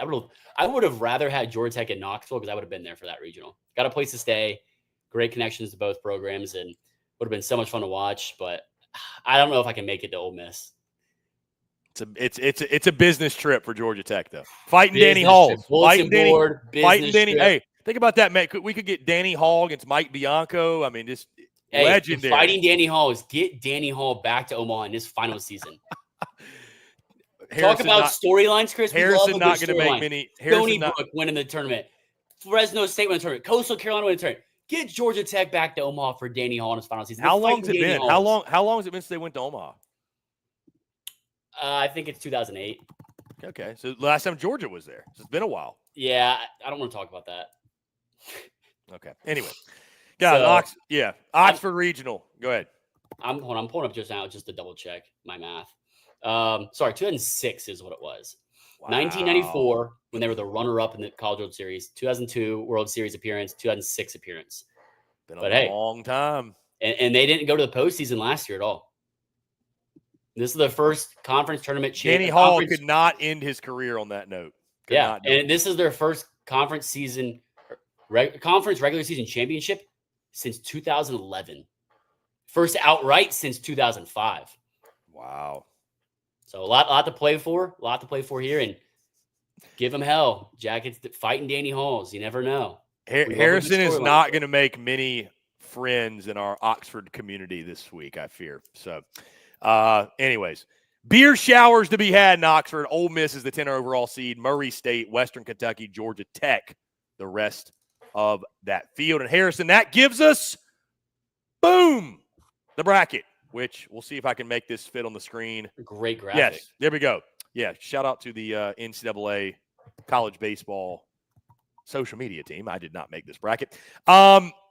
Harrison, what jumps out to you? Anything initially? I'm actually going to look closer and zoom in a little bit because I know on my screen the bracket's a little bit smaller. Okay, so we know Vanderbilt, the 1 overall national seed, matching up with Southern Miss. I'm just kind of going through where the SEC matches up with who. Tallahassee with Alabama as the 2 seed. That matches up with, let's see. Oh, never mind. Okay, Bama's Southern Miss. That they're in the Southern Miss. Sorry, I'm getting confused here. Mississippi State and Tallahassee is the 3 seed. Tallahassee matches up with Corvallis, Oregon State. So that could be interesting if they were to win, pull the upset, they'd have to go out west, assuming that Oregon State got that dub. Oklahoma as the 2, if they were to pull the upset, would have to go out west as well. Oregon, Chapel Hill matched up with the Eugene Regional. We've also got, of course, we mentioned the Florida Gators in the Conway Regional matched up with the Auburn Regional. That could be really interesting. Could get SEC on SEC. The Austin Regional, the Texas Longhorns, assuming they take care of their business, Harrison. You're really bouncing around. I know. I'm going through the bracket. It's UCLA. What would that be? Los Angeles, right? Los Angeles Regional. Texas would be Los Angeles. Yeah, they would be hosting them. The Oxford Regional is paired up with the Athens Regional. So, Harrison, we might get a little Georgia Ole Miss flavor at Foley Field if both of the favorites, Chris, we might get a rematch of Georgia Tech at Georgia from last year. Could get a rematch. That's wild. One swing, that check swing. I'm going to say, Chris, Blake Burke went around more than that. But, Chris, I want to put this out there. According to the new rule in minor league baseball, the check swing is now 45 degrees, which is like 15 degrees in front of the plate. So by that measure, Blake Burke absolutely did not go around. But I believe that's the fans to decide. Yeah, very interesting. Harrison, another fun one. The Baton Rouge Regional pairs up with the Clemson Regional. We might get That Tigers would be on fun. Tigers down in Baton Rouge if both favorites win. See who the real Tiger is. Yeah. Don't even say that. Don't even say that. LSU, don't say that. And then Tennessee matched up, of course, with the Arkansas, Knoxville, and Fayetteville. Those two regionals matched up, assuming both favorites win. We would get SEC on SEC to go to Omaha. But again, your thoughts, Harrison, just really briefly on the paths, whose path we like, whose path maybe we don't like. I mean, again, like I mentioned, I think it sets up really well for Florida. It sets up well for Auburn. I know it's not SEC, but the last 4 in, last 4 out. Yeah. I think, on that discussion is Texas A&M. They weren't even on the first 4 out, I mean, should they have been?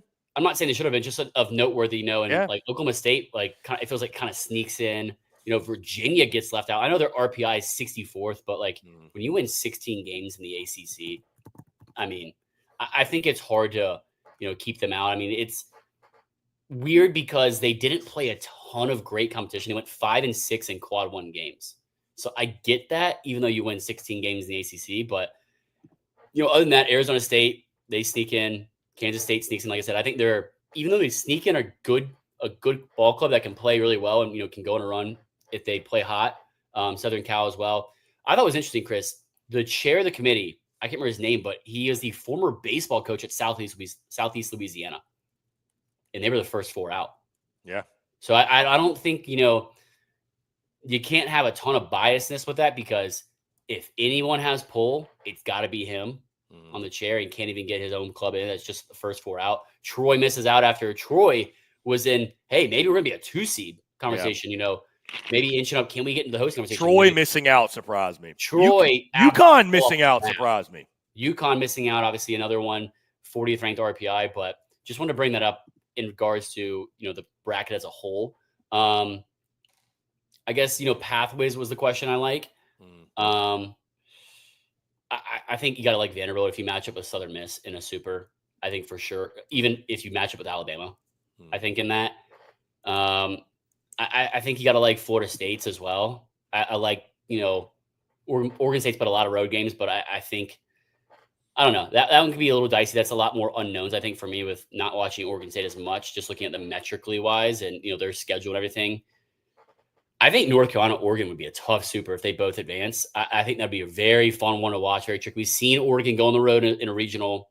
It was a regional or a super to Vanderbilt and play, or I think it was a regional Vanderbilt and win that. Play really well in that as well. Oregon's a really good postseason ball club. I don't think they've gotten to Omaha in quite a while, but set up really well to do so here. Who's a Coastal Carolina, that Florida regional, that'll be tough. Florida Auburn will be a lot of fun to watch. I think that we're really more likely to get that than some other potential SEC matchups. Tennessee Arkansas rematch would be crazy fun to watch. Those rabid fan bases. Who else? What's funny about going through this is we know there's going to be upsets. Oh yeah, there's going to be upsets. Yeah, there's going to be obviously potentials, but Clemson LSU that might be a one we get back to the box for. Yeah, we'd have to go back. Might have to do it. Might have to. Indeed. Georgia Tech would be a fun one if we got that, or Ole Miss Georgia would be another fun one for sure. I'm not as big on a Texas UCLA matchup as I think other people would be, honestly. Well, I like the path for Texas. I love the path for Texas. I think I like the path for Texas more than I like the path for Vanderbilt. Wow, that's saying and that's the big discussion with who should have been number 1 overall. Yeah, because Alabama can play really good baseball. Miami, you don't know which version you're going to get. Southern Miss is, I think, the weakest host, obviously being the 16th overall seed, a national seed. UCLA, I don't think has a ton of experience so much in those quad 1 games being, I think they're played less than 10 and they're under 500 in quad 1. I like Texas' path a lot more than Vanderbilt's. So crazy, if you kind of, I don't say you can flip those teams because you can't, because then the regionals would be, different, but no, I think it's interesting. I think we're going to get a lot of pedigree in college baseball. Like, people rave about March Madness and how, all these upsets, everything, you still get to the Elite Eight. It feels like 80% of teams that should be there. College baseball, I feel like it's just so much different because of it's a bracket standpoint, Chris. And we've seen it. Who did Tennessee almost lose to in a Super? Evansville, correct? Evansville, Chris. Do you even know where Evansville is? I don't. Indiana, maybe? I don't. I don't care. I think But it's in that's Indiana. the part of like Evansville was one win away as a 4 seed, Chris, from going to Omaha.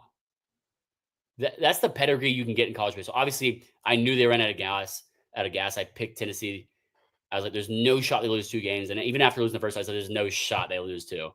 You know, I just think that that's the pedigree of baseball is like you get such great storylines, such great, you know, rivalries, matchups, and just I love how the tournament is set up versus, you know, one and done in the NCAA tournament. I know it's different in basketball and baseball sports wise, but it feels right to have a mini bracket inside of a big bracket. I love that aspect of it because baseball has always been and always will be a game decided by series.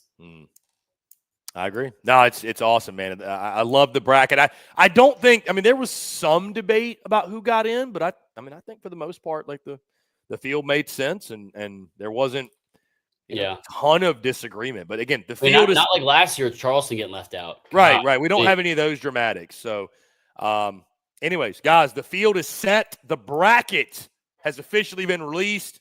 The only question left now is this: who y'all taking to get to Omaha? Harrison, I want to jump into this. Let's talk really briefly. The 3 SEC teams that did not make the postseason. We have to discuss them, right? Because there's only 3. Missouri and South Carolina were expected. The dust has officially settled. It's officially official. The Texas A&M Aggies, who were preseason ranked number 1 in the country, and the consensus pick to win the national championship. Not by us. To win the national, I mean. We did have them in Omaha, though. We had them in Omaha. I mean, I think everybody damn near had them in Omaha. It's officially official now. We can say Texas A&M, not a part of the postseason field in any capacity. Now that it's official, Harrison. Now they're officially cooked. Thoughts on this 2025 Texas A&M season? It might be the most disappointing season in Texas A&M sports history. I think even more so than the softball team. And, you know, not to bring that up and beat a dead horse, but I just think with the talent they had, obviously some injuries, and, you know, even Jace Blavalette playing through that. I mean, the poise, and it's a first-round talent that doesn't have to do that. But he wants to. He did, and he played so well. It's just so unfortunate to see, and I don't think I've ever seen a season like that in college baseball. I don't know if we ever will see a season like that in college baseball ever again. I don't know how we will ever, but it's just so unfortunate for those players and the fan bases, I think, too, for Texas A&M. I feel bad for the fans, you know, the players, the families, the coaches, everything. It's just, I hate to see it. And you don't wish that upon your worst enemy. You can't wish that upon your worst enemy, Chris. And it's just, I think Texas A&M will right the ship in some capacity, some way. It might take a year. It might take 2, depending on which direction they go with the head coaching decision. I don't expect them to make a move. I don't. I think you trust Michael Early to, you know, to come into year 1 and live up to those expectations, I think is kind of uncharacteristically unexpected. And I think we can beat them down and say all the things they did wrong and how bad they played. I mean, I think any coach coming into that head coaching situation, you're basically saying they have to go to Omaha or it's a failure of a season and fire the coach. Yes, they missed the postseason, but you were always going to compare, no matter who's that coach, with that roster and that talent and the level they can play to, well, they didn't get to Omaha. Well, they didn't go to a super.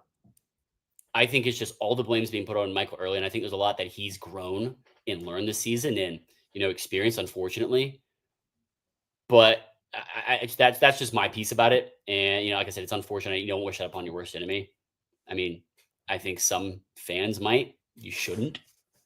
I was going to say, I think Texas fans they wished that upon their worst enemy. Yeah, but like you should, like, from a humanistic standpoint, you shouldn't. A&M fans are their LSU fans. They wish it upon they consider them their worst enemy. Yes. Normal people should not. They're not shedding a tear about it. Our guy Joshy Manning with the $1.99 super chat. We appreciate you. He says, "Please stop. You're hurting my friend Gig'em Bart." Josh, you appreciate it. We won't spend. Shout out to Gig'em Bart, Chris, for tuning in relentlessly. I think he missed one show.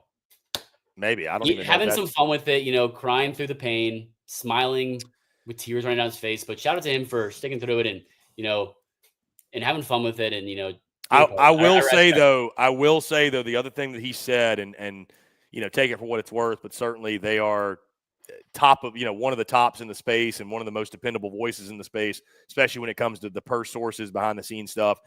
Kendall Rogers, D1 Baseball, has essentially hinted at everything but the move is inevitable. So I got to be honest with you, Harrison. I will be surprised if they don't fire Michael Early. He said a move's inevitable? He essentially said, I am expecting a move. Is this on the record? Like on Twitter? This is on Twitter, yes. And in a reply to someone, yes, but it said they are not going to sit still. That essentially is what he said. So he has all but said something's changing. Whether they're firing Michael Early, they're getting rid of assistants. It's such a bad precedent though for any coach coming in. It's like you got 1 year to get to the postseason or else. I hear what you're saying. You know how many of those players are going to hit the portal? I guarantee you those players are hitting the portal. And I think A&M fans will say kick rocks. And you're going to recruit with a new head coach in 1 year? They didn't bat an eye. They didn't bat an eye when Mike Grahovic said that if he leaves, they leave. The replies were, well, then you can get out. So I don't go down the burner replies. I think the expectations will be more realistic with the roster they will have next year. This roster missing the postseason is truly inexcusable. I mean, it's just complete. And here's the thing: even if you're right, it's not all. You're absolutely right. It's not all Michael Early's fault. Unfortunately, somebody has to be held accountable, and that man. Chris, at the end of the day, you got to think. Yeah, there's managerial decisions, but I mean, I'll use the Paul Skeens example. He goes, he's sitting there in his presser, hands on his back. Yeah, well, I didn't not expect it. Blah blah blah. We're 12 and whatever, 26. And what do you say? Somebody's got to be held accountable. Say that as a rookie though, but I know you're Paul Skeens, but say that as a rookie though. But at the end of the day, Chris, yeah, managerial decisions matter, and who do you go to the bullpen, pitch, things like that. A little bit of roster construction, sure, of lineup construction, sure. Michael Early ain't on the field playing. The Pittsburgh Pirates' former head coach is not on the field playing. At the end of the day, yeah, Paul Skeens doing everything he can, and should have a better record and everything with his ERA and stats. At the end of the day, when do the people that get held accountable are the ones that are playing on the field? More so for obviously, I think the Pirates' issues than the injuries that A&M has had, and you can't really bring people up from the farm system, things like that, make moves, trades, but it's tough. I'll leave it at that. I know Gig and Bart's tired of hearing about it. Yeah. Anyways, again, putting a pin in it. Yeah. Texas A&M, Mizzou, South Carolina, the three that do not make the postseason. Harrison, on a brighter note, the SEC resets the record they set last year. Got 11 in last year, 13 teams in from one conference. And they tie the record, Chris, for most hosts of any conference in the NCAA tournament with 8. Yeah, 8 hosts. Pretty incredible. Harrison, before we get out of here, I want to run through really quickly. We do have start times for first pitch on Friday. Really excited, Harrison. These are all Central Time, by the way, because your boy's a Central Time guy now. Harrison, of the SEC games specifically, I'm just going to mention the SEC ones. Georgia, Binghamton at 11 a.m.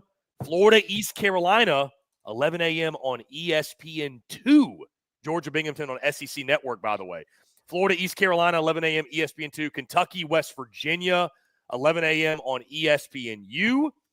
We then got Texas, Houston Christian at 1 o'clock on ESPN+. Arkansas, North Dakota State at 2 p.m. on ESPN+. LSU, Little Rock. They're going to take the day game because obviously the host gets to pick where they want day or night. They're going to take the day game. LSU, Little Rock, 2 o'clock on the SEC Network. How about this one, Harrison? Alabama, Miami, 2 o'clock on ESPN2. I'll throw this one in here just for you, Harrison. Georgia Tech, Western Kentucky, 3 p.m. ESPN+. Oklahoma, Nebraska, 4 p.m. ESPN+. Vandy, Wright State, down in the West End, 5 p.m. on SEC Network. Tennessee, Miami, Ohio, 5 p.m. ESPN+. Auburn, Central Connecticut, 6 p.m. ESPN+. Mississippi State, Northeastern, 6:30 ESPN+ down there in Tallahassee. That'll be a really fun one under the lights. Ole Miss, Murray State, 7 p.m. ESPN+. Fighting Racers. And I feel like maybe there's one that I missed that maybe the start time is not. I feel like I don't know. Maybe I didn't. Anyways, yeah, that's the start times that we have right now. We'll tweet those out, obviously get those out, post those on social media. But Harrison, fired up for the weekend. Obviously, you and I are going to be chatting again. Normal time slot for the Windup on Thursday. And guys, we will preview, predict, and break down every single SEC regional. Going to be an absolute blast. I might as well just do every single one of them, but I'll do every single one of them. Again, I was just going to say what's fun is not that this isn't always the case, but it really is the case now. We are at a point of the season where every next show is like the best and most exciting show of the season. And that's the biggest show. And that's what's really, really fun. We made it, this journey. We've been going on since late January, really, with you all. Now we're here in late May. The postseason is officially upon us.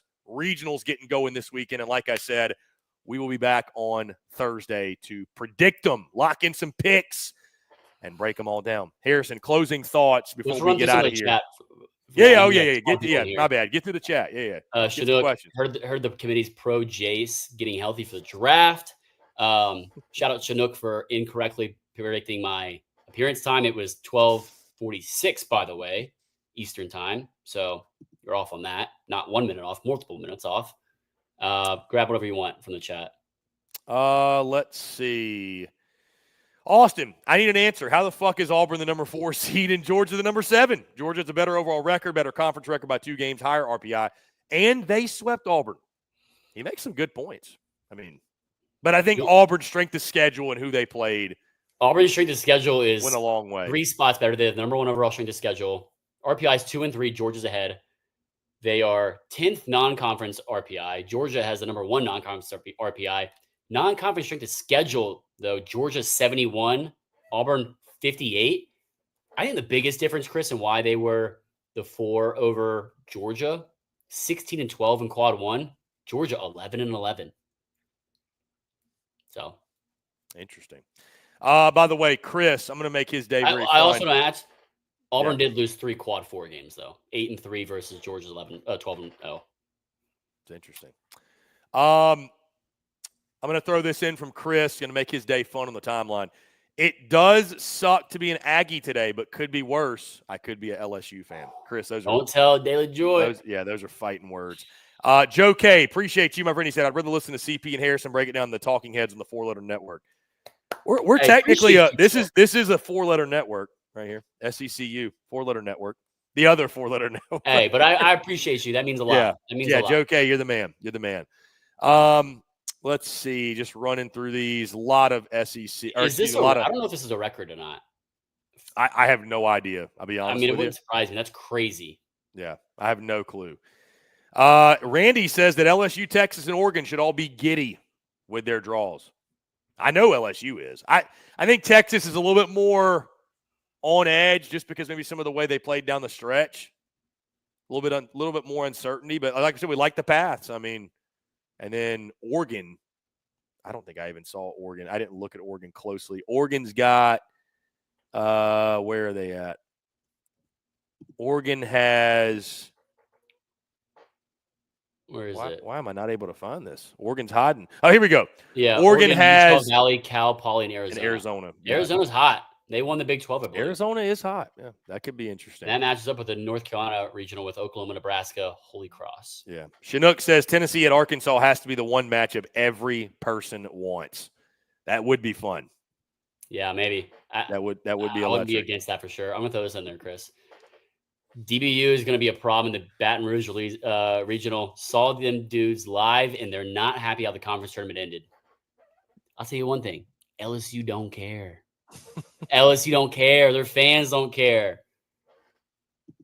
By the way, Chinook said you're looking like Josh Pearson with the stash. Josh Pearson from LSU. So there's worse comps. That's pretty good comp. There's worse. Randy Etheridge says Bart. Oh, here we go. My bad. Or you want to go this Campbell, one? Oregon State played, I think, 12 home games all year. That's crazy. Insane. But, they had to. They're an independent team. Yeah.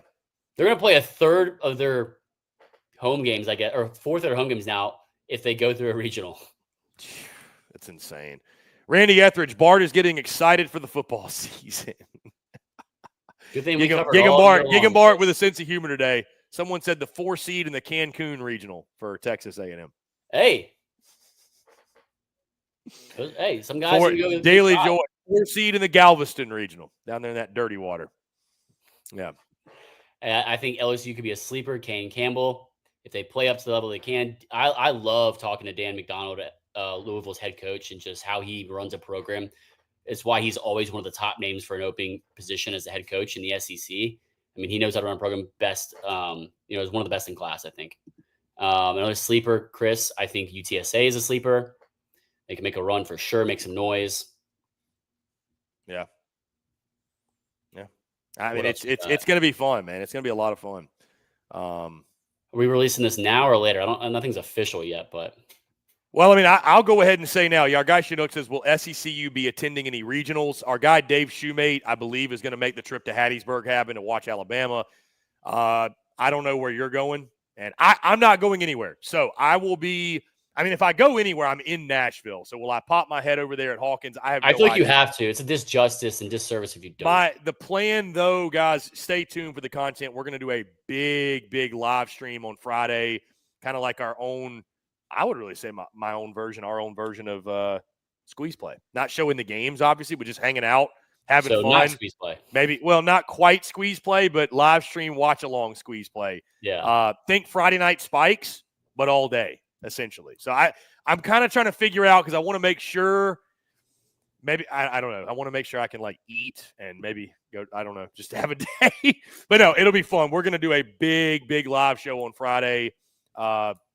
I'll let you guys know exactly the details of that. Maybe we'll do stuff on Saturday and Sunday. I have no idea because we'll be covering the regionals all weekend long. Going to be a lot of fun. We will let you know where we will be going. Again, I know our guy Dave is traveling. I'm sure our guy Harrison going to be somewhere. You don't know where you're going, right? Not yet. Okay. We're going to figure that out. Harrison more than likely will be. Maybe he's in 2 regionals this weekend. Who knows? Maybe we'll see. So. I'll tell you where Gig and Bart's going to be. If he's going to be somewhere, he's going to be supporting the Roadrunners. Big Roadrunners supporter. Gig and Bart's going to buy his UTSA merch as we speak. Hey, the hat was Amazon order just during the show. Yeah, he had to have. Let's close it out with this one, Harrison. Our guy Drink Local Beham. Wait. Oh, Chinook, we need Harrison to not shave till Omaha. I need to pick every day of the progress. I don't know if that's happening.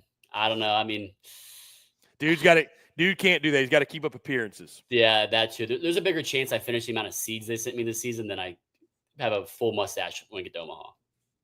Indeed. Our guy, Drink Local Beham, want to shout him out. Great to meet you, my man, in Hoover. He says, can Auburn make Omaha? Yeah. I mean, that's pretty. I think they got a good regional to do so, too. Yeah, I mean, I think they got a pretty decent path. If they get Florida, boy, it'll be interesting. I'll just put it that way. They better hope not. Down there at Plainsman, it'll be very, very interesting if they do get the Gators. But, yes, Auburn can absolutely make it to Omaha. Harrison, that being said, let's go ahead and put a pin in it, my friend. Really, fun stuff. There's one more I wanted to put up. Let me find it real quick. It isn't kind of regards to closing remarks. But you can go ahead. No, I was just going to say, yeah, I mean, really fun show, really good stuff. Guys, stay tuned. All of the content this week, content truly bleeding out of the eyeballs. I'm going to be doing some one-on-ones with some people that cover some of these teams to kind of get a more in-depth breakdown of some of the individual regionals. And, of course, Harrison and I on Thursday, the Windup will return. We'll give you guys our full breakdown, preview, and our picks, most importantly, in predictions. It's going to be a lot of fun on Thursday. And then, like I said, Friday, it all gets going. Noon Eastern, 11 a.m. Central. The games will get underway. Like I said, stay tuned. Think Friday night spikes, but a grander version of Friday night. It might be just Friday spikes. I don't know. We'll figure that out exactly how that's going to work. Friday Chinook CD. Maybe we'll double dip when it comes to the live streams. Maybe we'll go Friday early spikes and then Friday night spikes just to keep it like the traditional stream. But it's going to be a lot of fun, man. I cannot wait. Really appreciate you all, the love, support all throughout the season that has helped us get to this point. And now, Harrison, let the games begin. Here we go. Hey, Omaha. In regards to what I said about the NCAA tournament for baseball, how I like it so much better than basketball, it's better than March Madness, Joshy Manning-esque says, because the better team should move on. That's why series are great. Yes, the better team should move on. The deeper pitching staff should move on. But, hey, That's what's so good about it. Go out and prove yourself, not just one game. Do it in a series. Go find your way, have a deep postseason run, make memories, make history. College baseball is great. It's always been. It's on such a big stage now with it being on big channels, the amount of fans that tune in, the coverage, it's better than it's ever been. And, I think it all starts and runs through the SEC because, it just means more. In the College World Series. The College World Series runs through the SEC, Chris. I'm going to say it again, so I'm beating it like a dead horse. 5 straight national championships, 5 different programs from the SEC, 5 years in a row from the SEC. Will there be a 6th? Who will it be? You guys decide. Let me know. All right, guys, let's wrap it up. Again, appreciate each and every single one of you tuning in. Appreciate you, Harrison, for taking the time. Really good stuff. Skipping a shooting day. Indeed. You made the right choice. Excited for this week. We'll be back on Thursday, like I mentioned, breaking down the regionals, locking our predictions. Until then, guys, make sure you like, subscribe, turn on notifications, check us out via podcast, wherever you get your podcast. You can also find us across all social media platforms as well as our website, secunfiltered.com. For Harrison Fan, I'm Chris Phillips. This is the Windup, SEC Unfiltered, bi-weekly college baseball show and the best college baseball show on the internet. The road to Omaha begins. We'll talk more about it with you on Thursday. Till then, y'all take care. Peace.